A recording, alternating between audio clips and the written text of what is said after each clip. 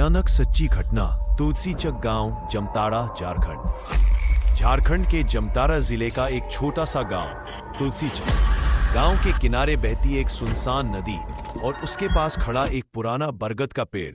लोग कहते थे इस पेड़ के नीचे जो भी जलाया जाता है उसकी रूह कभी चैन से नहीं सोती। वही जगह थी जहां बरसों से लाशें जलाई जाती थी। गांव वाले वहां तभी जाते थे जब कोई बहुत मजबूरी होती थी। एक रात गांव का ही एक आदमी फांसी लगाकर मर गया।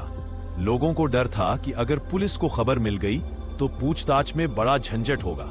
इसलिए रात के अंधेरे में 4 आदमी चुपके से उसकी लाश लेकर नदी किनारे उस बरगद के पेड़ के पास पहुंचे और जल्दी जल्दी उसे जलाने लगे। पर किस्मत को कुछ और ही मंजूर था।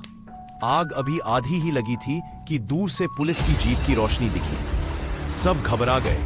उन्होंने जल्दी में आग बुझाई और आधी जली लाश को बरगद के तने के अंदरूनी हिस्से में ठूंस दिया और रात के अंधेरे में भाग निकले।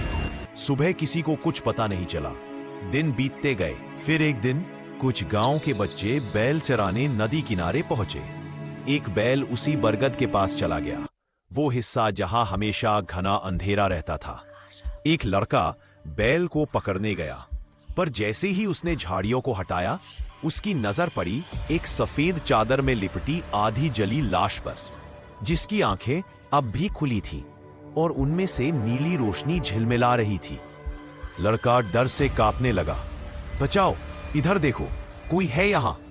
बाकी बच्चे दौड़ते हुए आए और सबने वही देखा। लाश की आंखें अब भी हल्के हल्के घूम रही थीं और उसके मुंह से धुएं की हल्की लहरें निकल रही थी। सभी बच्चे चीखते हुए गांव की तरफ भागे और उस रात हर बच्चे को तेज बुखार चढ़ गया। गांव में कहा जाने लगा उस आदमी की आत्मा अब भी उस बरगद में बसी है। आज भी तुलसीचक के लोग कहते हैं रात में अगर कोई उस नदी किनारे जाता है तो जलती हुई सफेद चादर और नीली आंखें अब भी दिखती है। ये कोई कहानी नहीं, एक सच्ची घटना थी। आई भी ऐसी भयानक सच्ची कहानियां सुनने के लिए फॉलो जरूर करो।